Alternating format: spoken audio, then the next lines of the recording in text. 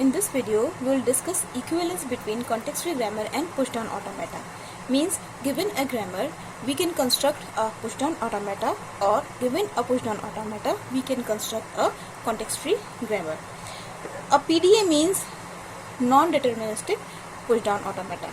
Suppose we have given a language which is generated by some grammar, then we can construct a push-down automata which accepts the same language L.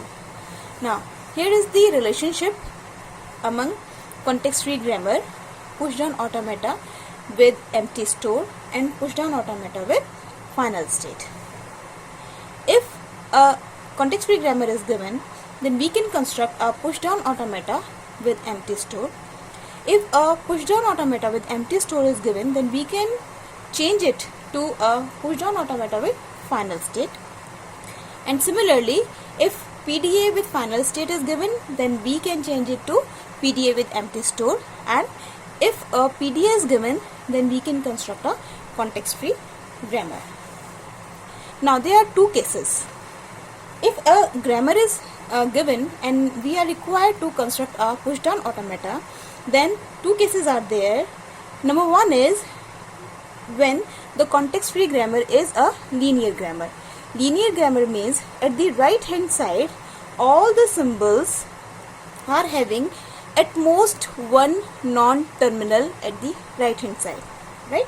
Means in the production rules, left hand side will be a single non-terminal, and on the right hand side also there will be single non-terminal. Okay? And second case is when the context-free grammar is in Gray-Bach normal form. So first we will take the first case when the grammar is a linear grammar. Now suppose case 1 is when the context-free grammar is linear grammar. Let L is generated by the context-free grammar G. Then we need to construct a push-down automata which will accept the same language L. So this is grammar is given, G is equal to NTPS, and we need to construct push-down automata M with K, sigma, delta, gamma, delta, Q naught, Z naught, and F. Now, in push-down automata which we will construct, the K will be the set of input, the set of states will be, there will be single state Q. Set of input symbols will be all the terminals presented in the grammar. Set of stack symbols will be all the terminals and non-terminals. Okay? We will define the transition function. Initial state will be Q. Now, initial stack symbol will be the starting symbol of the grammar. And final state will be phi, means null, means there will be no final state because we are constructing a PDA with empty store or with empty stack. Okay? Now, let's define the transition function delta. If we have a rule of type A tends to beta, where A is a non-terminal and beta is a terminal or non-terminal. Okay? But at the right hand side, there will be at most one non-terminal. Okay? So beta can be a string of a terminal, a single non-terminal, and terminal as well. Then the transition function will be like this. At a state Q, without reading any symbol, stack symbol is A. Right? Then we remain at the same state and we replace this A by this beta. Okay? If we have this type of rule, then the corresponding mapping will be this. For each non-terminal symbol, we have a rule in which we pop the stack. Suppose A is the terminal symbol. Then for each non-terminal in the grammar, we will have rule of this type. At state Q, we read the symbol, we read the terminal symbol, the stack top is A, then we remain in the same state and we pop the stack. Let's see an example. Suppose this grammar is given NTPS, then in which production rules are S tends to ASB and S tends to AB. Then the corresponding push down automata will be Q will be the K, sigma will be the all the terminals. See, in this grammar there are only two terminal symbols, so this will be sigma. Gamma will be, means all the set of stack symbols will be terminals and non-terminals. So we have this terminals and we have only one non-terminal. Delta, we will define it. Q naught, Z naught is the starting symbol of this grammar, and phi, this is the final state. This will be phi. Okay. Now here we have two rules, two S rules, right? So for each of these rules we will have a mapping. Okay, we will have a transition function, and for each terminal symbol also we will have a corresponding transition function. So in total we will be having 4 rules, right? So let's see for this rule. If we have a rule like A tends to alpha, this is alpha, and here we are having single non-terminal at the right hand side, means the grammar is linear grammar, right? Now the transition will be like this. This is state, we don't read any symbol, this is the top of the stack, remain at the same state, and this stack is replaced by this. Okay, this is replaced by alpha. Okay, so this will be the corresponding transition function. Now similarly for this rule we have this corresponding transition function. Okay, Q, we don't read any symbol and we replace S by AB. Okay, these rules are of the form A tends to alpha. Now here we are having two non-terminals.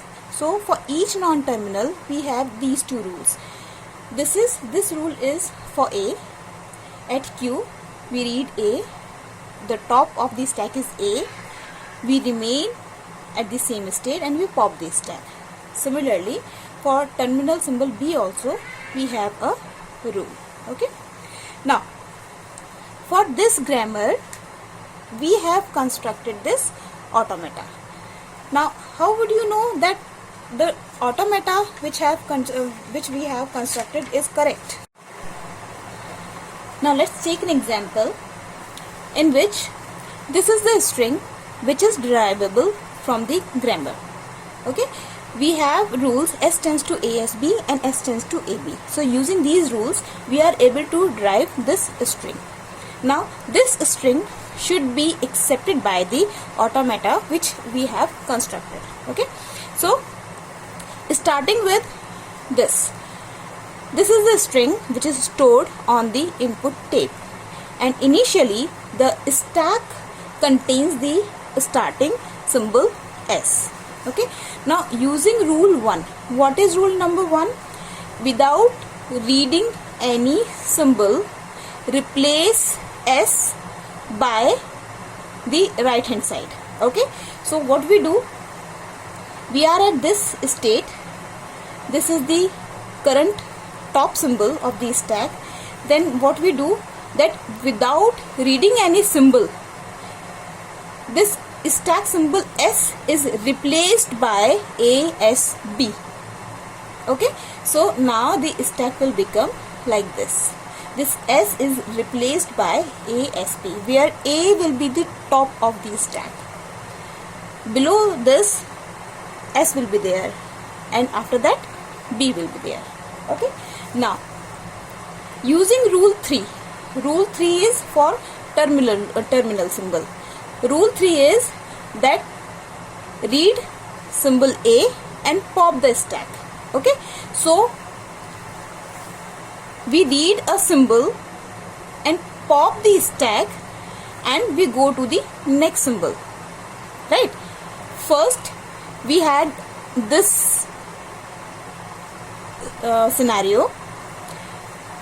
After reading this symbol, we pop the stack and we go to the next symbol, and this will be the current scenario of the stack. Okay. Now at the top again we are having this S, non-terminal. So if we are having this non-terminal at the top of the stack, then this non-terminal will be replaced by a right hand side string. Okay. So again we will use rule number 1 and we will replace S by ASB. Right. So without reading any symbol, we were at the second symbol. So without reading this symbol, we replace S by ASB. Now at the top of this stack we are having terminal symbol. So we will use rule number 3. Rule number 3 is read the symbol, pop the stack and go to the next symbol. So this will be the scenario. We go to the next symbol, we read this and go to the next symbol and we pop this stack. Now this A will be popped. So now this is the current situation. Now again we are having S at the top of the stack. So again we will replace it. Now in this case we will use rule number 2. We will replace S by AB. Okay. So now the situation will be like this. S is replaced by this AB. Okay. Now at the top of the stack again we are having terminal symbol. What we will do? We will read the symbol, we will go to the next symbol and we will pop the stack. So next situation of the stack will be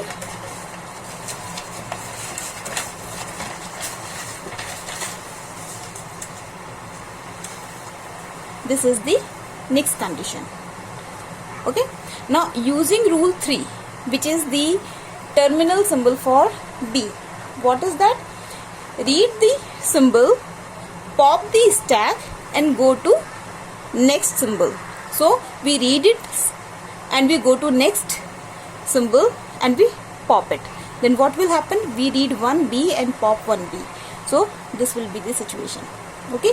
Again we will use the rule number 4. Then what will happen? We will read it and pop it. Once more we will use the rule number 4. We will read this also and pop this B. Then finally we will read the entire string and we will empty the stack. Means the string is accepted by the push down automata which has been constructed. Now let's see the second case. In the second case the grammar is in GNF, in Gray-Bug normal form. Now what is the Gray-Bug normal form? Rules are of this type. A tends to A alpha, where A is a non-terminal, A is a terminal symbol and alpha is it may be a single symbol or it may be a string of non-terminals. Means rules are of the form A tends to single terminal symbol followed by non-terminals, or we can have rules of this form. A tends to terminal symbol. Okay. So if the grammar is given in the form of GNF, so again for this we need to construct this automata. This is given. We need to construct this automata in which the state is Q.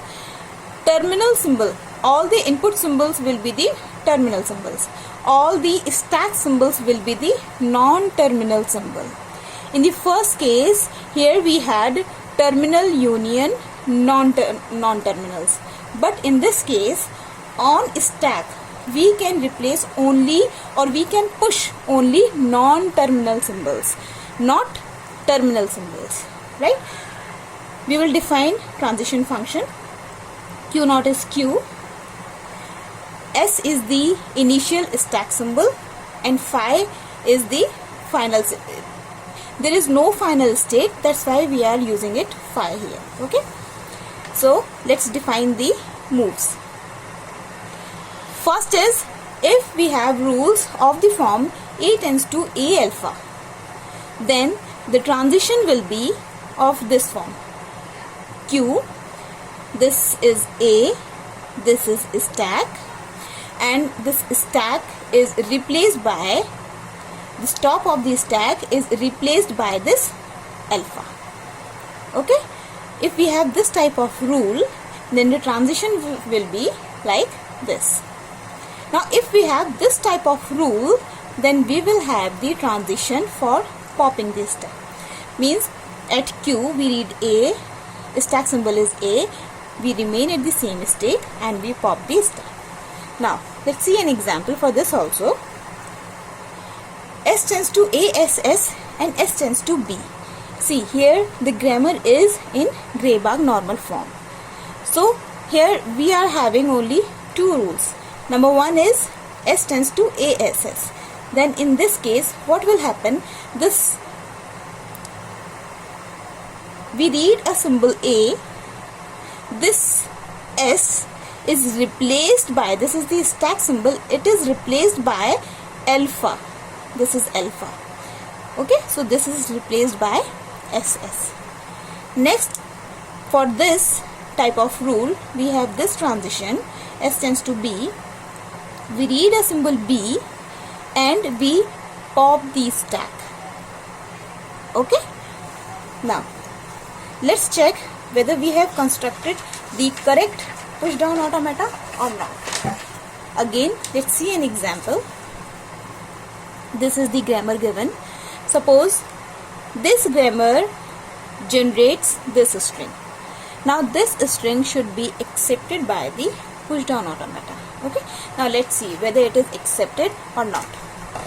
Initially the string is A B A B B.